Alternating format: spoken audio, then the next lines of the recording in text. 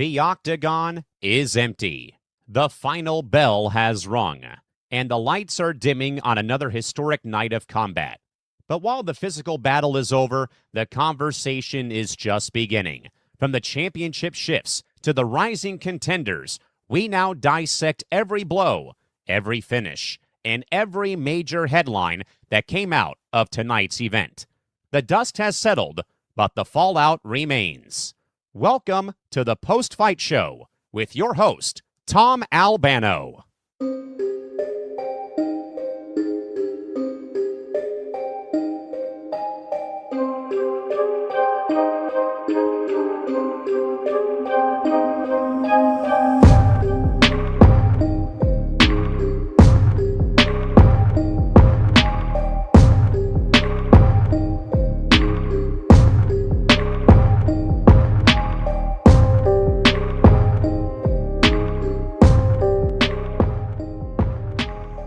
Yes, the dust has settled in the octagon, and yet, while this card had everything, I feel like the main event result leaves us with more questions than it does answers. Hi, everybody. I'm Thomas Albano, and welcome to the UFC 327 post-fight show, recapping every major thing that went down during UFC 327, whether it be the fights themselves, whether it be the big headline news that has come out of these fights, and there was a lot of it. A lot of breaking news moments that happened during tonight's stream, during tonight's event. And we're going to talk about it all here on this stream. And my God, 16 viewers, and that just keep coming in. Hi, everybody. Oh, my goodness. I did not expect this. Okay. So I'm Tom Albano, and I will just quickly, let's see if I remember how to do this. Yes, I do. All right. It's funny when you don't have a weekly show anymore here at the network.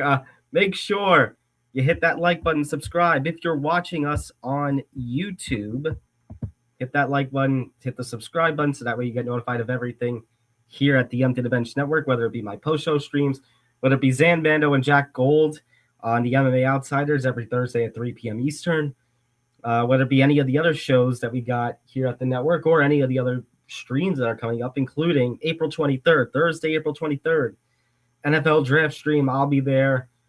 Nick Borgeson will be there. Grant Winsor and Ben Cruz of Gridiron Gurus, they will be there discussing all that's going down with the NFL Draft. Hey, Christy, shout out to Christy, who's actually on every Saturday. Was on earlier today at 5 p.m. Eastern for Between the Ropes, our professional wrestling program here at the network. If you are watching on any of the X platforms that we're streaming to and you want to check out the YouTube side, it is youtube.com/ETV Network. If you are watching on the X side or Twitter side, as the OGs like to call it, hit the retweet button or the repost button. Give the post a like and share it out to all your friends. I'm Tom Albano. I'm a contributor for Deadspin, and I'm a senior writer for MMA News. We just finished all the coverage over there. Deadspin, I had my best bets. It's the first time I'm on a cold streak. Only went 1 for 4 last week, 0 for 3 today. First time since starting this position in December that I'm going through a little bit of a cold spell. I'll need to fix that next week with the UFC Winnipeg card, but this is just one of those nights where, you just say, this is the sport. Zan Bando recently talked about the other day on Bando's Breakdowns about how he feels that the sport of MMA has become a little stale. And we've had talks going back to maybe about 2024 that the state of MMA is in a little bit of a recession. And yet there are fun things that can happen. The PFL Chicago UFC 327 cards tonight, they were fun. UFC Seattle proved to be a fun card, just like PFL Pittsburgh. I don't mean to diss the PFL. I had a few great years there, but I really don't understand why they feel the need to go up against the UFC, especially major cards like this. It's not going to end well. But there are good things to be had. And it's sad that, the professional qualities and everything about maybe the production value and what the UFC or should I say, especially because Christy just said hello in here, the TKO side is trying to promote and trying to focus on. But you know what? The talent is fantastic. All right, now that all that's out of the way, let's get right into everything. And mind blown with the main event.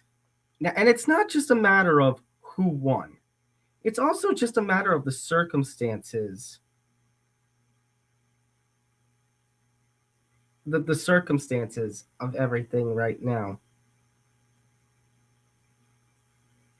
I mean, come on, man. How is it that somebody could tear their ACL, or supposedly? I'm writing the words appears here and saying supposedly because, I mean, when you look at the footage, you do see the leg pop. You see something go in there. But at the same time, there hasn't been an official ruling, and I'm not watching the press conference at the moment, so I'll have to depend on all of you in the chat, and I will have to depend on the Twitterverse, getting all the updates from all the big MMA media people to see if there is any sort of injury update. But this is where we're at right now. It does appear, again, unconfirmed. We don't know yet, but Carlos Ulberg might have suffered an ACL tear in his fight with Jiri Prochazka. And the two of them are trading early. Prochazka's going with a couple of low kicks, and one of them causes Ulberg to step back. And when he steps back, he buckles a little bit. And you can see some sort of pop. Something goes in the leg. He goes down. But here's the part that really gets me. And I think it makes the 0 for 3 in my Deadspin bet picks sting that much more. Now, Jiri Prochazka, and one of the reasons I really love Jiri Prochazka is he has a heart and a spirit that goes with the warrior way, that goes with the traditional martial arts. And Jiri Prochazka, instead of going after the leg, he admits in a post-fight interview with Joe Rogan. First of all, I mean, I've seen him. We've seen Jiri Prochazka do post-fight interviews after one or two of his losses when he lost to Alex Pereira the couple of times that he did. But still, it is still, he was knocked out. So obviously it still feels a little weird for that because, ever since the whole DC debacle at UFC, I think it was 2014, July 2017, late July 2017, the Jones-Cormier 2 fight, we've seen less emphasis on post-fight interviews with the loser, at least when there's some sort of finish involved. Maybe a submission is fine, but definitely not with a knockout or a TKO. Oh my God, we already hit 200 viewers. Oh my God. Okay. But the point I was getting at with Jiri, I love and respect his traditionalist martial arts way, his warrior way. It's fantastic.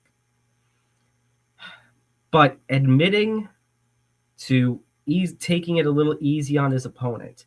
And you could see he kind of dared Ulberg to stand and trade with him. The thing to do, the fight IQ thing to do, is force your opponent to move around and force your opponent, and he's really damaged and he's on the ground, to get up. That way the referee can see the injury, the doctor can see the injury and wave the fight off. Instead, Jiri elects to stand and trade with him. And what happens? Ulberg makes him pay. Left hook, boom. Jiri goes down. The follow-up shots, you can see Jiri go out. Carlos Ulberg is your UFC Light Heavyweight champion. And my heart breaks for several reasons. My heart breaks for Jiri because, like I said, I love his ways, his warrior-style ways. My heart breaks for everyone who expected Jiri to win and had money for Jiri to win. And he makes that decision. And the thing that kills me is, even though I respect Jiri's way and promote his way and love his way of things, the traditionalist martial arts, Bushido warrior style way, you can't do that in an MMA fight. And if we're going to go into the traditionalist martial arts ways, what is the number one rule? Everyone out there, who is watching, who is martial artists or we're martial artists or loves the martial arts or MMA, what is the number one rule in martial arts? Protect yourself at all times. And in the case of MMA, if the referee does not stop the fight is going on.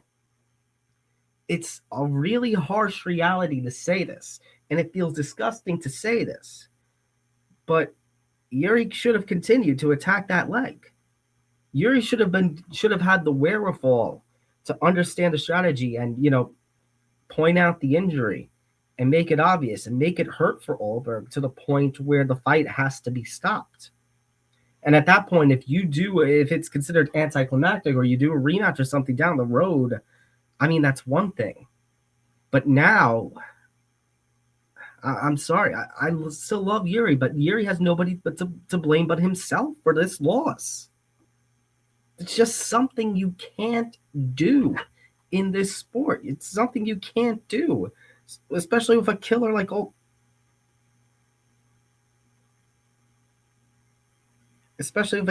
Ulberg, who Ulberg now is at 10 straight wins.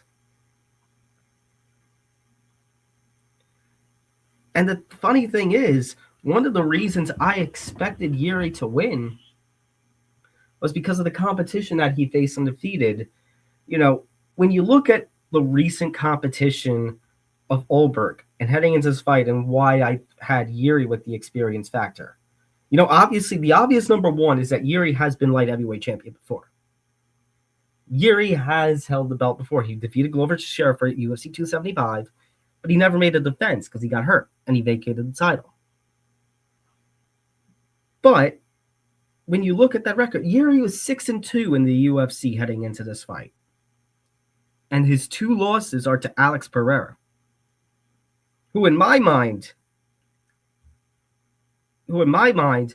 even if you don't think, because of the undefeated record and stuff, he can't top Ilia Topuria or Islam Makhachev in the pound-for-pound rankings, I'd have him at least at number 3. And who knows, Alex Pereira might be making a strong case for himself to further make his stamp, his legacy in the octagon that much stronger when he goes up to heavyweight in a couple of months. That's why we have this vacant championship fight after all. And he's going to fight Cyril Gane for the interim heavyweight title. But, pardon me, let me go back to Ulberg for a second when I was talking about the opponent history. That was the second thing. His 3 most recent opponents heading into this fight were Dom Reyes, Jan Blachowicz, and Volkan Oezdemir. And those 3 names, they are good. And they definitely say, he is ready for a next step up, Ulberg. But those names look better on a light heavyweight resume from, let's say, 2020 than it does 2026. That's a better resume in 2019, 2021 than it is 2026. So I thought at least Jiri had experience in competition and battling with current top of the crop light heavyweights, and I thought, okay, maybe this is going to lead him to a victory. And I wasn't going to hold the Alex Pereira thing against it, but now with a unfortunately to say, a boneheaded decision like this, now Jiri Prochazka has had 3 shots at the light heavyweight title. 2 of the losses are to Alex Pereira, which he lost pretty damn cleanly. And now this third one he lost because of stupidity. But you know what? It's his fault. And now that's going to put Jiri Prochazka as a crossroads. Does he chase Pereira up to heavyweight and try to become a heavyweight champion? He's teased going down to middleweight. And honestly, the middleweight scene needs something too. Middleweight scene could use a boost. Having said that, I don't know if Jiri Prochazka would be willing. I don't know. It doesn't sound easy for him to go from 205 down to 185. He's talked about that in the past. And I don't know if I really like that decision. But now here's the thing. Number one, the light heavyweight scene is still kind of in shambles. especially now that Alex Pereira is moving up to heavyweight. And number 2, the question's going to be, what is the status of Carlos Ulberg? Is this indeed an ACL tear? Because if this is an ACL tear,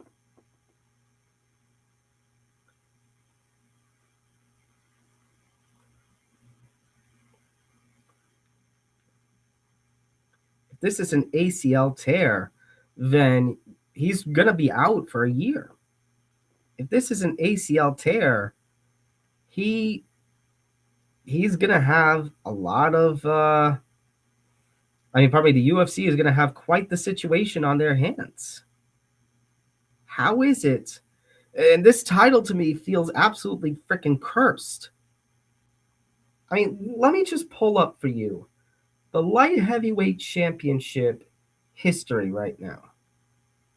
And what has happened to this belt over the last few years? Okay, here we are. So, firstly, we have, and actually you could even stretch it back to the 10 years, because you have all the Jones DC trading back and forth with, Jones going in the hit and run 10 years ago, getting arrested. Cormier ends up winning the vacant title.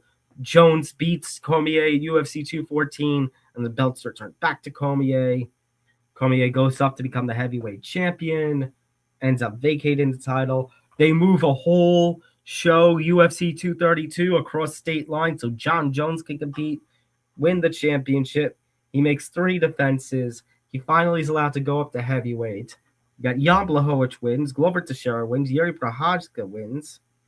And Jan Blachowicz was the only one who made a successful defense, and that was against a then middleweight champion, Israel Adesanya, coming up in weight at the time, not even against a traditional light heavyweight.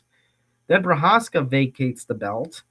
Blachowicz and Ankalaev fight to a draw, and I still think Ankalaev should have been given the win and the title in that fight, boring as it was. Title still vacant. Jamal Hill beats Glover Teixeira, and then Jamal Hill gets hurt. The title's vacant again. Then it goes to Alex Pereira. He makes his defenses. He has the one hiccup against Ankalaev, gets it back, vacates the title because he's going to go up to heavyweight, because heavyweight has been a division itself that has needed a makeover. And now Ulberg wins, but now is he going to vacate the title? Are we going to have an interim champion?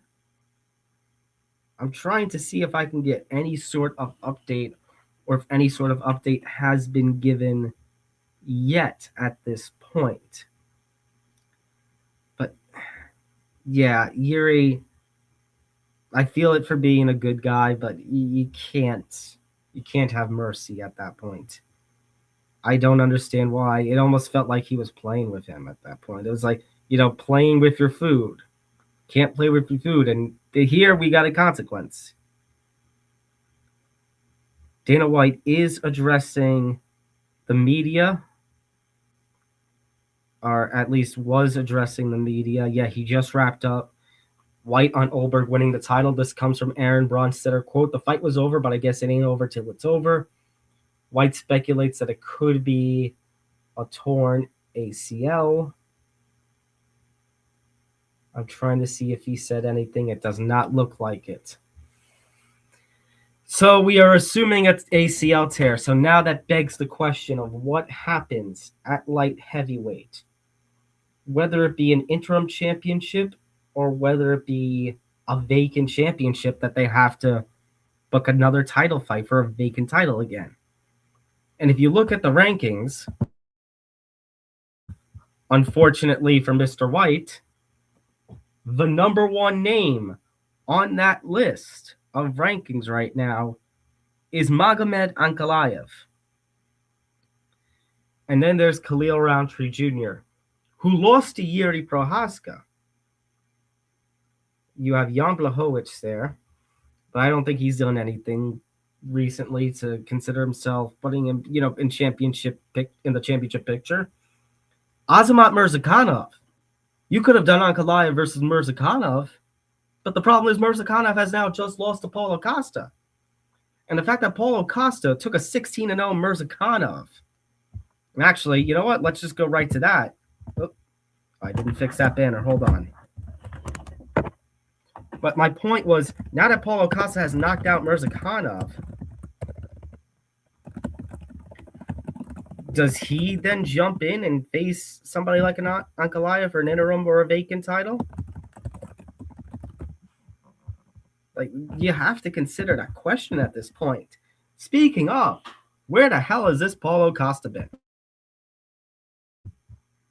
This Paulo Costa is something else. Because, and I've talked about it before, I've talked about it on way older episodes of the MMA Outsiders. You know, ever since the fight with Israel Adesanya, where he admitted to all the restraint, he was being strange, and all the drinking stuff, and it was just weird, the juice or whatever. Well, he did not look like the same kind of fighter. When he suffered that, and that was his first loss, by the way. And then you had all the constant pullouts. He fights Marvin Vettori at light heavyweight in that weird circumstance fight. He loses that. He beats Luke Rockhold. I mean, what relevance did Luke Rockhold hold in MMA in 2022? Zero. Loses to Whitaker, loses to Strickland, although this is the Strickland fight is when things start to turn around, in my opinion. Beats Kapilov last July. Now he heads up to light heavyweight. What does he do? Head kicks Murzakanov. Costa troubles Murzakanov early. The body shots. One of them made Murzakanov crumble right before the end of the first round. Murzakanov then pressures him in round 2. Round 3, Costa looked tired in round 2. Round 3, he bounces back. He looks fresh. One kick lands on the arm. And people can say what they want about Joe Rogan and Daniel Cormier, and if they're hating, that team, that commentary team. I think they had a good point. They were talking about injuries, not just with the Ulberg injury, the suspected ACL tear, but in the third round, one of the kicks that lands on Murzakanov and it hits his arm, something seemed to wint in the arm. Something seemed to go. To the point where even John Anik admitted right before the main event that Murzakanov was stretchered out of the octagon, was stretchered out of the arena. So Murzakanov has suffered some sort of injury in this fight. And he was compromised. Costa knew. Head kick, he goes down. He crumbles. It is a spectacular finish for Paulo Costa. That's exactly what he needs. For guys like Paulo Costa and just in general, when fighters move up or down in weight class, Dana White likes to give them tough fights. Murzakanov was a tough fight, although I thought Murzakanov was going to have his way with Paulo Costa. But this sport is something else. So now Paulo Costa wins.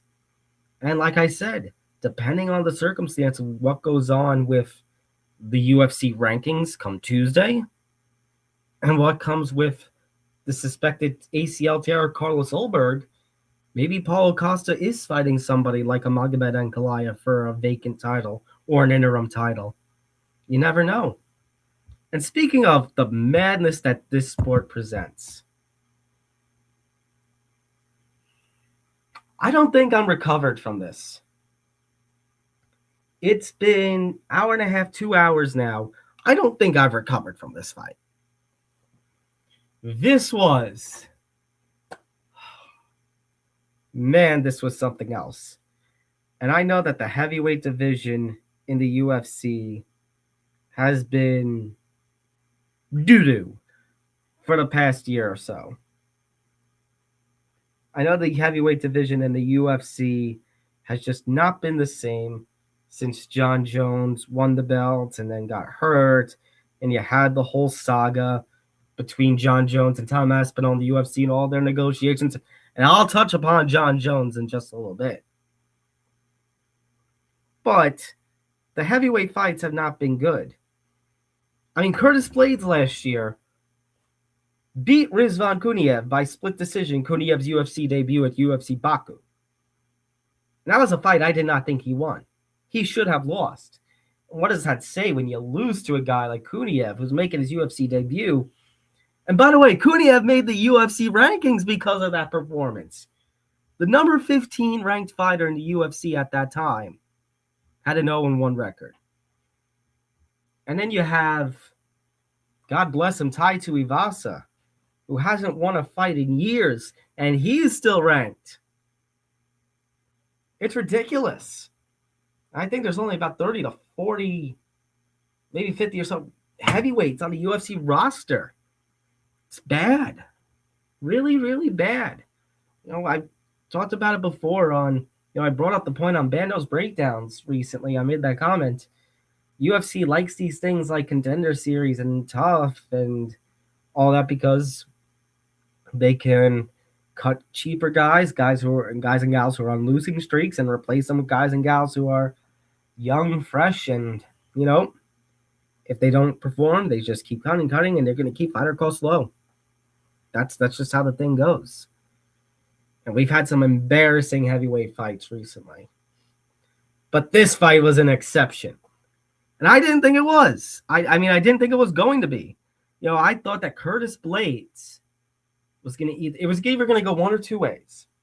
The way I thought it was going to go, where Curtis Blaydes WrestleFest Josh Hokit for 15 minutes and Hokit can't do a thing about it, and Blaydes gets a decision win. Or what I feared would happen, Hokit easily has his way with Curtis Blaydes, first round knockout, first minute knockout, and he soars up the heavyweight scene in what you can argue is a little undeserved fashion. And I'll say this, you may not like Josh Hokit, you may not like his corniness, you may not like his multiple characters, you may not like his personality, you may not like the traits about him. He earned his stripes tonight. And Curtis Blaydes, I know he has been a thorn in the side of some heavyweight MMA fans. I know at one point, at least, he was a thorn in the side of Dana White. But this was a performance that should get him a ton of praise. What these two did was freaking unbelievable. I apologize. I don't know if I have a comment or not. No, never mind. All right. That was actually something else from work chat. Oh my God, there's over 300 people in here. Oh, jeez. Now, you guys you tolerate me. You really, really tolerate me. That or you just really like fights, which I'm glad. Welcome aboard. Just in the words of a fellow MMA colleague, 15 minutes of carnage is what we got. The two just traded away in the first round, and I thought, what the hell is Curtis Blaydes doing? I mean, this is great. This is fun. Hokit's going to catch him. And he did in the very first minute. And I thought, okay, here we go. This is the second option I feared was going to happen. That Hokit ends up winning with a first-minute knockout. And Blaydes is wobbled, but he fights his way back. And the two are trading. The two are just trading. Blaydes lands a flurry of shots on Hokit. Hokit continues to just taunt him. Hokit taunted him throughout fight week, flipped him the bird during the fighter introductions. It was absolutely crazy. And I mean, just, we've seen some heavyweight slugfests before. We've seen, was it Mark Hunt versus Bigfoot Silva? I think is the fight I'm thinking of, a classic heavyweight slugfest in the UFC. Like, the UFC captain kind of said it all. You're not entertained. Blaydes appear to be gassed. Hokit starts landing shots early. Blaydes continues to catch him Hokit continues to catch him because Blaydes can't move his head. Hokit batters Blaydes near the fence. And then Blaydes fires right back. Like, it was just absolutely fun. The two just continued to trade. And even when they were gassed, the two still tried to trade with one another. And they both wobbled at one another. They got back into the fights, each of them. It was fantastic. This is definitely a fight of the year contender. And I did not go into this card expecting that we would see a fight of the year contender. My hat goes off to both of them. Congratulations. That was a heavyweight fight. And to all the heavyweights in the UFC, this is the kind of fight that we want to see. And Josh Hokit has been awarded. You see, Derek Lewis is one of President Trump's favorite fighters, and he's a very popular fighter. Most knockouts in the UFC history, heavyweight, heavyweight king, fantastic personality. He wasn't on the UFC White House card, UFC Freedom 250. He now is, because Josh Hokit is going to make a turnaround in 2 months and fight Derek Lewis on this card. So that means that not 6, but 7 fights are going to be on UFC Freedom 250. I know. 7 fights on the UFC 250 card. And you know what? I'm kind of really looking forward to this. I'm giving this UFC White House card a chance. I think some people think it's disappointing. I'm welcoming it. I'm welcoming it with open arms. The circumstances behind it, the date of it, you can say if you like it or not, but the fight card itself, open arms. I want to see these kinds of fights. Lewis Hokit, Tapuria Gaethje, Pereira versus Gane. O'Malley Zahabi. I'm giving it all a chance. Garcia and Lopez. I'm going to give it all a chance. Oh, and Bo Nickel, Kyle Dawkins. Can't forget that. All right. We go from one of the fun fights of the evening to whatever the hell this was. And this is kind of this had the opposite kind of expectations. This kind of had the opposite when it came to the expectations and how this fight played out as the heavyweight fight did.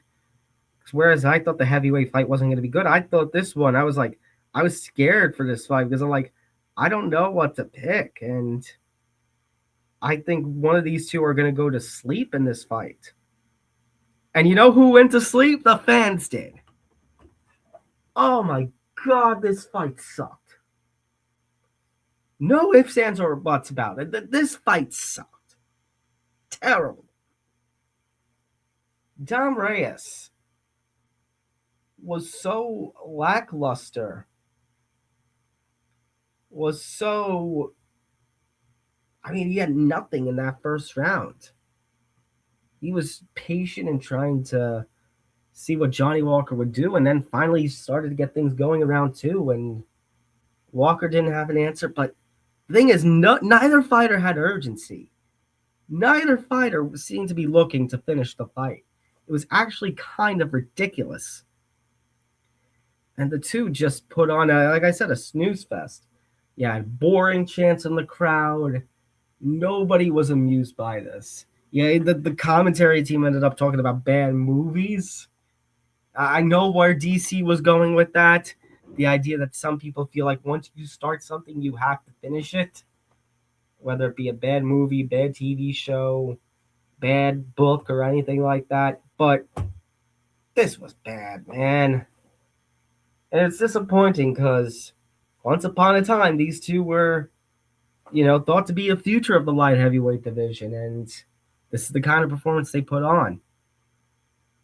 And these two have no right to complain if Paulo Costa does end up getting a title shot, interim or vacant, because they did nothing to help their case. Dom Reyes might have 4 wins in his last 5, and now his 1 loss in that span is to the new champion. He has done nothing to convince me that he deserves a title shot. I'm sorry. Absolutely nothing. And this performance didn't help it. Hats off to Cub Swanson as well. First round finish of Nate Landwehr. Dropped him 3 times. 42 years old, and Swanson can still go. Cub Swanson still has plenty in the tank. But he's going to elect to retire here at 42, sake of his health, sake of trying to train athletes at his new gym, be with his family. Sir, You deserve a salute. And by the way, there are now no longer any active fighters from the WEC days. It's quite a day. But now the only way you can view anybody in the WEC is if you're watching the WEC on UFC Fight Pass. Nobody who was around in the WEC is fighting in the UFC anymore. No one's fighting in MMA anymore. They're done. It's quite a sight, man. Quite a sight. I mean, unless Benson Henderson is still fighting. I know he was in Bellator. He didn't come over to the to the PFL, right? Yeah, no, he hasn't fought since 2023. I don't know if he formally announced anything. Oh, that's why Benson Henderson's caught up in the GFL mess. All right, so let me change that. There are no active WEC fighters who are active and were once part of the WEC in the UFC. Because Benson Henderson apparently hasn't announced retirement, but either they're in PFL, they're somewhere else, or they're caught up in that whole GFL mess. Protect your neck, by the way. But yeah, Cub Swanson dropped Nate Landwehr 3 times. And like I said on Twitter, I know I'm part of the freaking Herb Dean police, it seems, but he had the right stoppage. I mean, come on. Nate Landwehr's legs were all bent over. He's got a hold of Herb Dean. I don't know if he's trying to wrestle him or trying to keep himself up, but when they're leaving and they go off camera, Landwehr's legs are not under him and not steady. He was dropped 3 times in the round, pretty quick fashion. One of them, he kind of, I think, fell forward or folded up, and then he was on wobbly leg. That's a fight that has to get stopped. That's a fight that has to get stopped in any circumstance. I'm sorry. Good call on Herb Dean. Best of the prelims. In terms of just going over who's hot and who's not, I guess, when it comes to the prelims, I think this is definitely one where I enjoyed the main card, or 4 of the 5 main card fights at least. No thanks to you, Reyes and Walker, more than I did the prelims. Shout out Matuz Gamrot getting the submission win over Esteban Ribovic. I didn't think that Ribovic was – I thought Ribovic was going to be able to at least go to distance. I didn't think Gamrot was going to finish him, but I kind of feared that this was going to be too much of a jump up in competition for Ribovic. I mean, Gamrot has fought some of the best right now at lightweight, and that's a really tough division. So, credit to Gamrot. Tatiana Suarez, again, the expectation that this fight was going to go to distance, and she ends up submitting Lupi Godinez. Good on her. She's inserted herself back into the title picture. We don't know what's about to happen with the women's strawweight division at this point because, is Weili Zhang moving down and we're going to have Mackenzie Dern versus Weili Zhang for the championship? Is Weili Zhang going to stay at flyweight and then you can do something like a Dern versus Suarez? That would be interesting.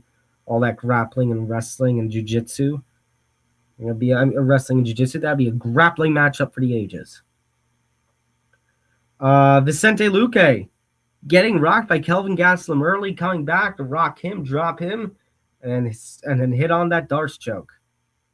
Beautiful job by Vicente Luque. I forget it was darts or anaconda, but either way, fantastic. Another one of these submission wins for Luque. Shows he still got something here in the UFC. And Kevin Holland sweeping the scorecards against Randy Brown. That was a fun fight. Aaron Pico, I eat my crow. You showed something at long last.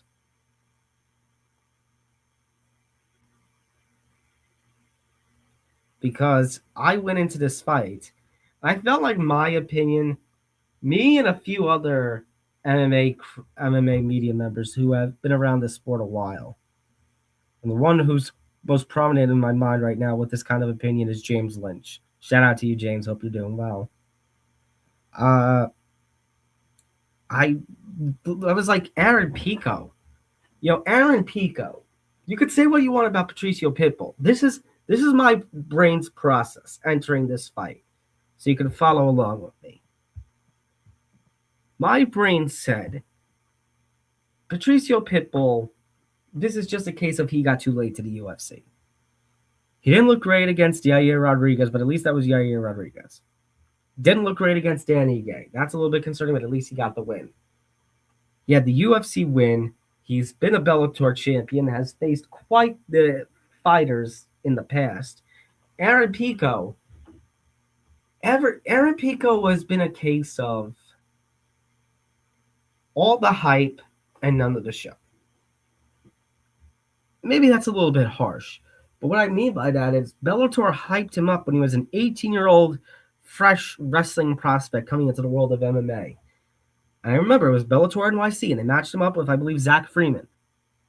And he got submitted, and Freeman just had it. And Freeman just had his way with him in that fight, and it didn't look good. They start to slowly build Pico, but every time they gave Pico a step up in competition in Bellator, kind of lost it. Then he finally starts to come into his own after the PFL purchased Bellator. They hold a couple of cards, and Pico gets a couple of wins. Then his contract expires, and he goes over to UFC.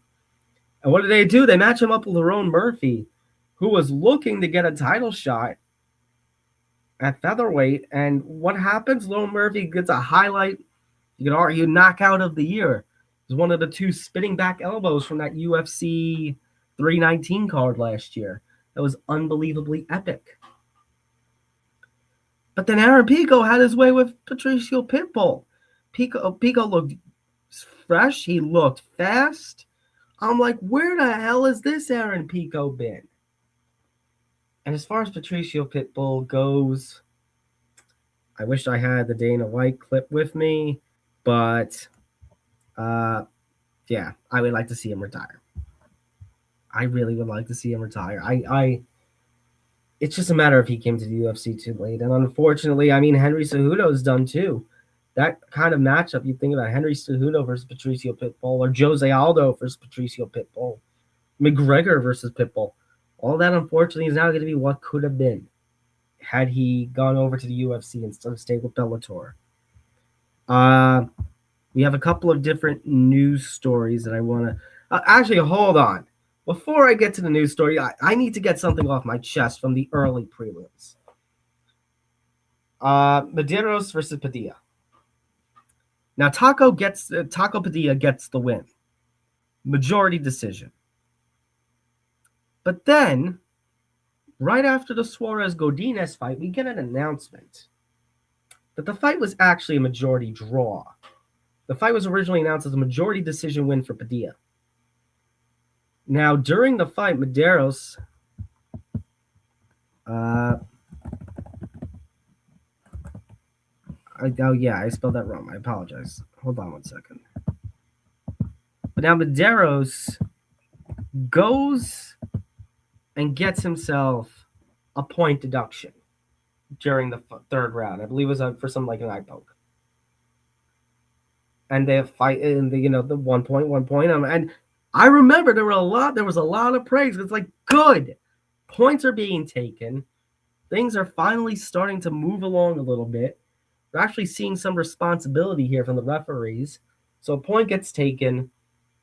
The fight decisions get announced as 2 29-27s for Padilla and then a 28-28. Well, it turns out our beloved judges somehow forgot to take the point away from Medeiros in the third. I'm not joking.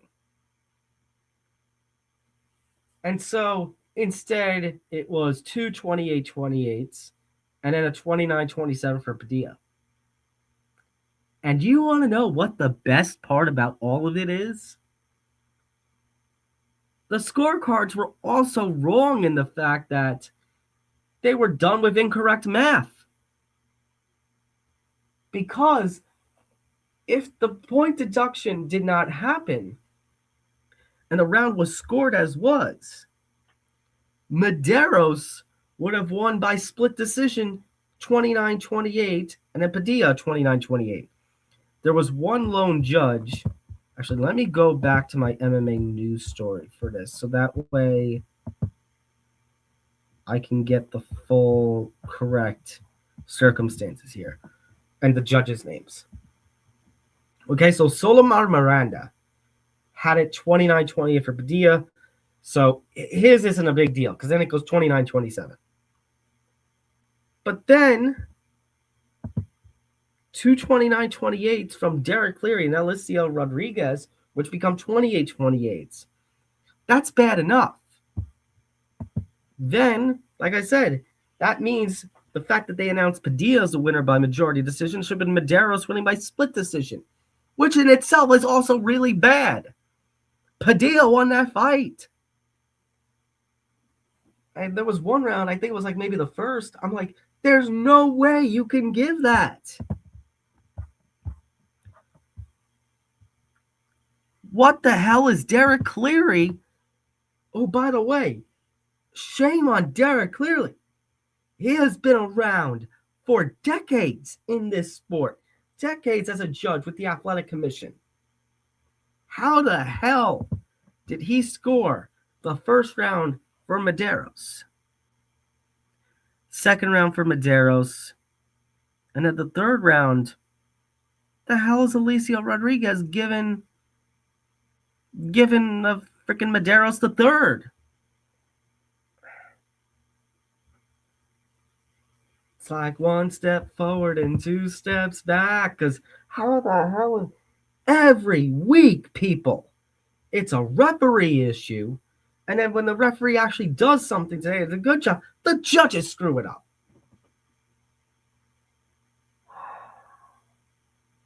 I swear to God, this sport needs more accountability, but whatever. It's the athletic commissions, and you know how the athletic commissions are, especially the one in Vegas, or pardon me, Nevada, and they're gonna be. It's pathetic. It's actually pathetic, really. Do something to actually show some accountability in the sport and show some change. But it's the government, so what am I expecting for that? All right, let me go back to this breaking news story, and actually let me break down this fight. And before I break down this fight, let me pull up the announcement that Dana White made. This was confirmed by Dana White on social media right before the main event. Let me play that footage here. Hey guys, just why is Derek Lewis not on the White House card? And I said, hold on a second, Mr. President. I stepped away and I called Derek Lewis. I said, Derek, the president just asked me why you're not on the card.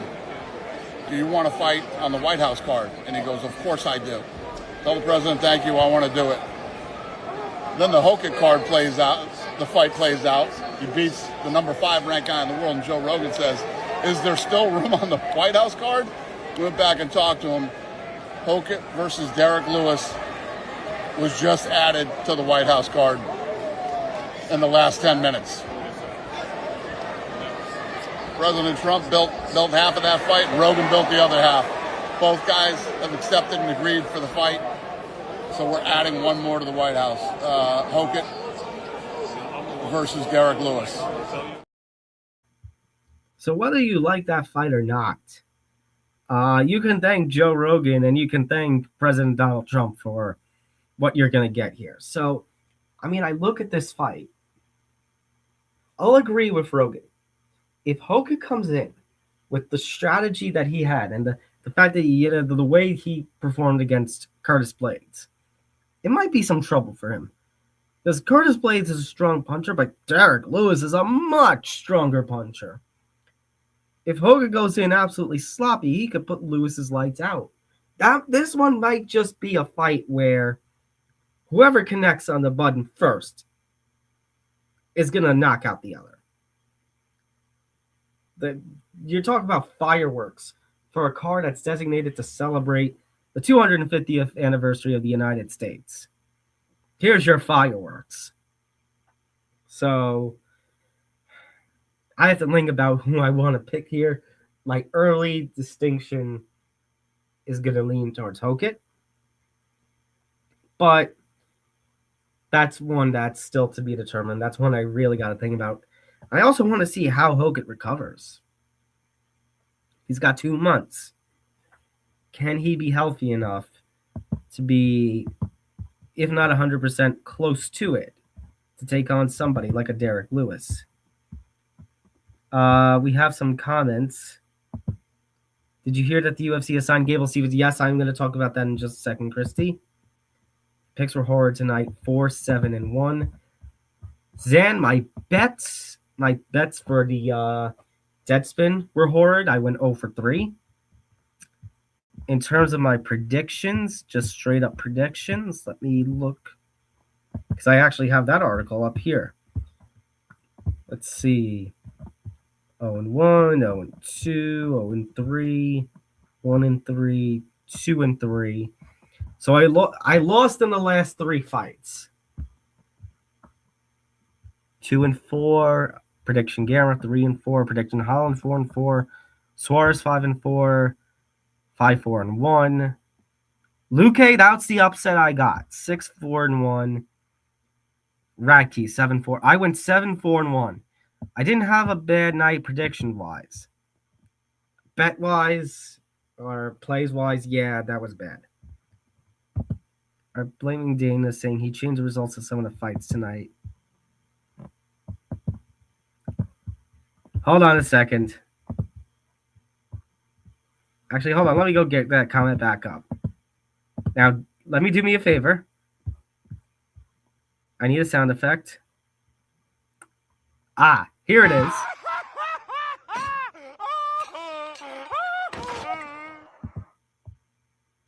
Yeah.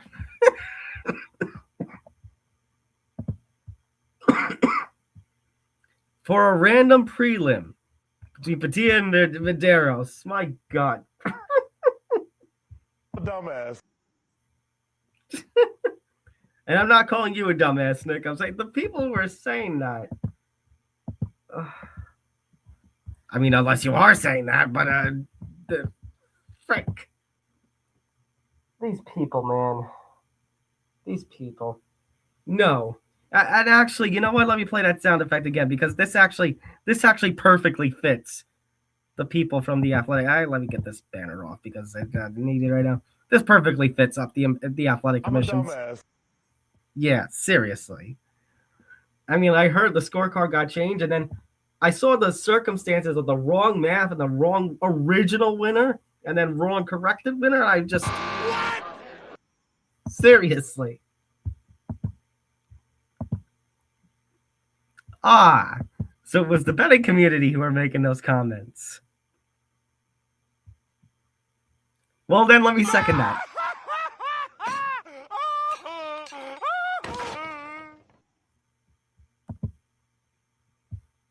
Dumbasses. I mean, I'm sour about my place too, but come on. It's ridiculous. All right. Let me go to what Christy mentioned. So Gable Stevenson, yes, has been signed. He's going to debut UFC 329 during International Fight Week. I do not believe an opponent has been named yet. I mean, there's a lot of expectation on Gable Stevenson. He's been training under John Jones, training in John Jones' old camp.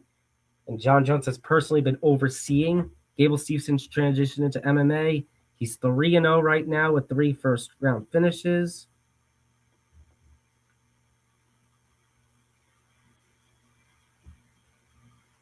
Sorry, give me a sec. Text message I got to answer.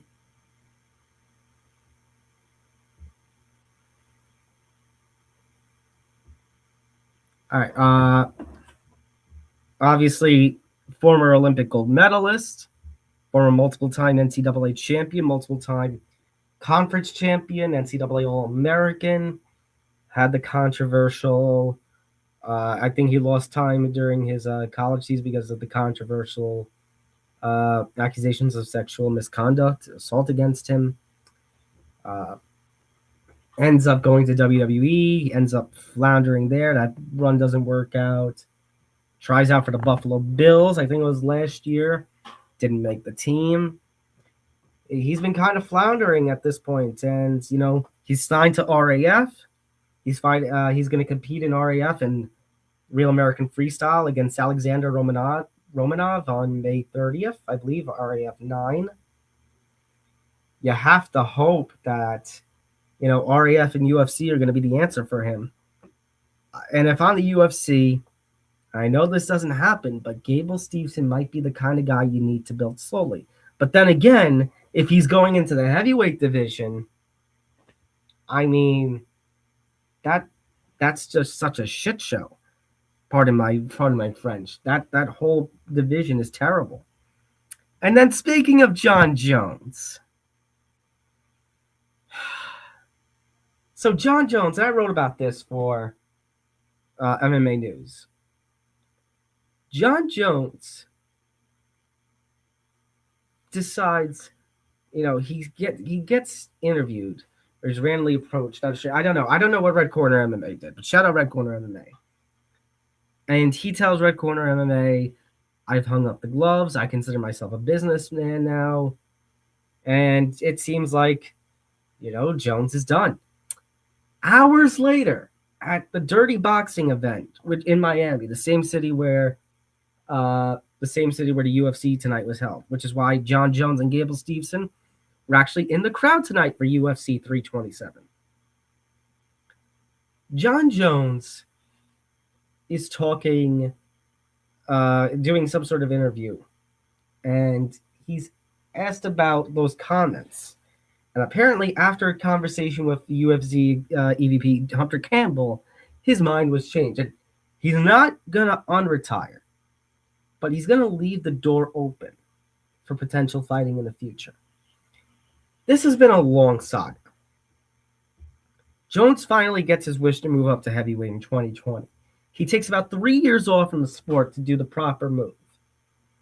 He ends up returning, beats Cyril Gane, and absolutely slaughters him for the heavyweight title.